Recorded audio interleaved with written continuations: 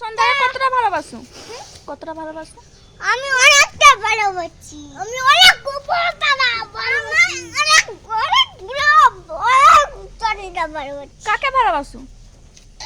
হ্যাঁ, চন্দ্রকে। চন্দ্রকে। কাকে? সূর্যকে। সূর্যকে। আর তুই? আমি দাদাকে ভালোবাসি। দাদাকে। আর আমি সাকাকে ভালো। আমি মার কাছে ভালো। আমি মামার কাছে ভালো।